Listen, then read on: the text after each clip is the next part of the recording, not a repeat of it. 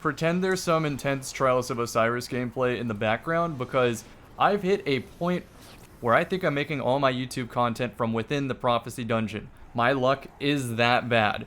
I'm trying to get a PvP shotgun, as you can tell by the stream overlay on screen, because Threat Detector and Elemental Capacitor make for a very deadly shotgun. So Besto Telesto on Twitter says, my take on Trials, and I'm going to answer that today. Have my notes on the side so I don't get off track here. Send this video to anybody who doesn't quite understand the discussion around Trials of Osiris. The Kotaku article, for example, seemed to be way off base, thinking that players think SBMM is the worst thing in the world, when it's the context of Trials that makes that discussion a little bit blurry. So let's start with Bungie's identity of Trials. Bungie's goal of Trials isn't really clear. So our feedback for Trials can't be particularly useful until Bungie lets us know what their vision is. So is it a loot source? An endgame PvP mode? A theme shake-up? Think like Iron Banner shakes up Control, even though they're both relatively similar in intensity. So when all of these identities blend together, it makes it harder and harder to satisfy and maintain a large audience. So these are the core issues with Trials of Osiris. We have extrinsic motivation, things outside of your own willpower that make you want to play the game.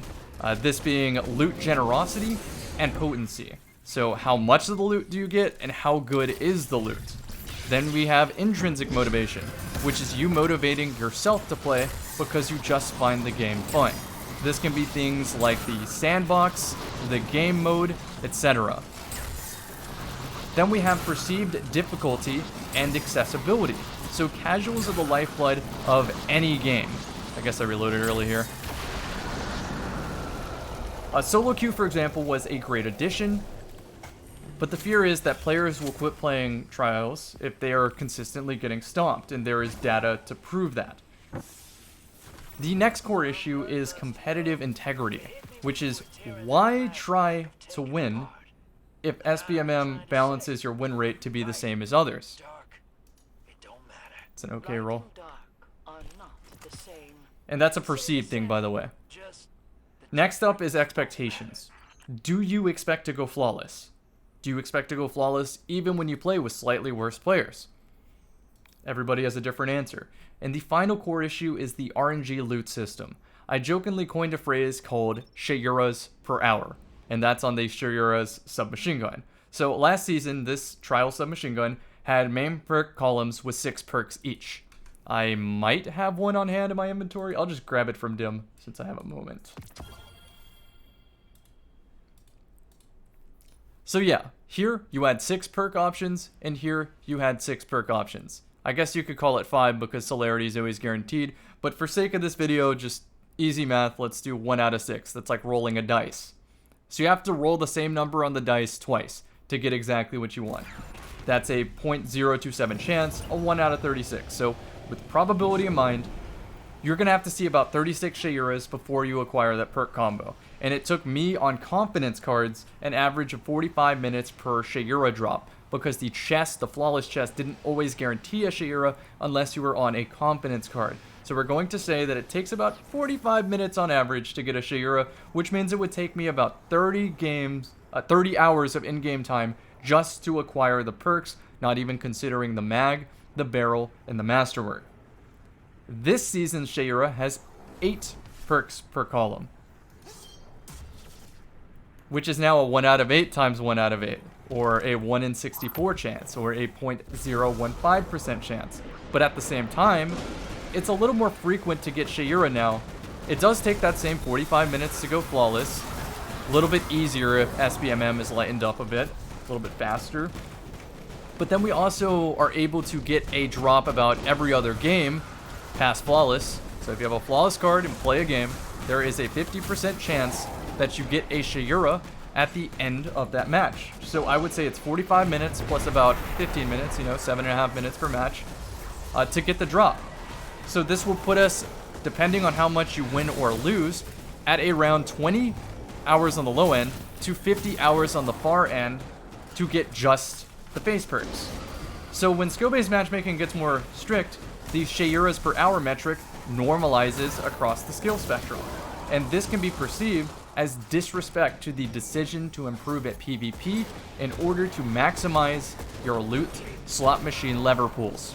Does that make sense? So now, let's ask the main question here, and answer this in the comment section. It's very helpful. Why do you play Destiny 2? There is a variety and combination of the following answers, like doing all content once, build crafting, self-imposed challenges, pursuit of mastery, social opportunities, making a funny number go up, and arbitrarily checkmarking a box on loot collection and drip. So I'm making a funny number go up right now. Believe it or not, I am ranked number 4 on the world right now in prophecy clears. Some people are motivated just to do that, to make the funny number go up. But if I had to define it myself, where I fall on this, I would say that I highly value build crafting in pursuit of mastery, because to me, that's replayability. So I also, because of that, highly value specific rolls on gear, specific stat splits, even duplicates of armor, so I can make duplicate builds and easily swap between them. I value that a lot. So let's take Shayura's Wrath, for example. It might be a very appealing gun for a Peacekeeper Exotic Boot Titan. For those who don't know how those boots work, it works by reducing the penalty for aim down sights movement speed for SMGs. This makes you move faster. And if you want that speed on a Hunter or Warlock too, or if they want anime ankle breaking powers, they have to specifically go for the perk combo of Moving Target, which also reduces the ADS penalty speed, and then Elemental Capacitor, which on a Stasis subclass also reduces the ADS movement speed, which effectively makes you go even faster. And a viewer might ask at this point, but wait, you don't need a role like that to succeed in Destiny 2. But to the replayability gamer, they need that role to make a build, or they need that role to have fun while finding new ways to succeed, or to push a skill ceiling towards the best way to succeed that nobody has done yet. So now let's circle back to Trials with all of this in mind. Trials is lightly designed as a gatekeeping playlist. It even has an emblem to show this. So ultimately, the identity crisis of Trials creates a rift between different archetypes of players. I'm gonna have to really pay attention to the notes on this one to not mess this one up, because it's really interconnected. The low skill casual does not have the time to build a baseline winning skill set, so they have to settle on non-flawless rewards and might quit when stumped by other players. But hardcore players need casuals to realistically acquire pinnacle rewards. If pinnacle rewards are realistically accessible by participation, if pinnacle rewards are realistically accessible to everybody by participation, then the box checker player doesn't have much to chase. If the box checker player needs a white whale to chase, then the build crafter gets screwed over because they want to be out of grind hell as soon as possible so they can start playing intrinsically again. Meanwhile, a pure intrinsic player wants skill-based matchmaking to play intense games, but that hurts the Shayura's per hour metric of other players, and it also hurts mixed skill group of friends, and potentially hurts match connection quality and queue times. So if you followed me up to this point in the video, you understand that there is no really good solution for Trials of Osiris, and our feedback is kind of moot until Bungie internally decides on what their vision for Trials of Osiris is. And they can mitigate a lot of this frustration for the intrinsic players if they build a good, competitive, ranked playlist where your only reason to be in there is intrinsic. And you could even say that they should not get an advantage and that you should only have cosmetic rewards in that playlist. So no Not Forgotten, no Luna's Howl, only the Redrix's Broadsword ornament.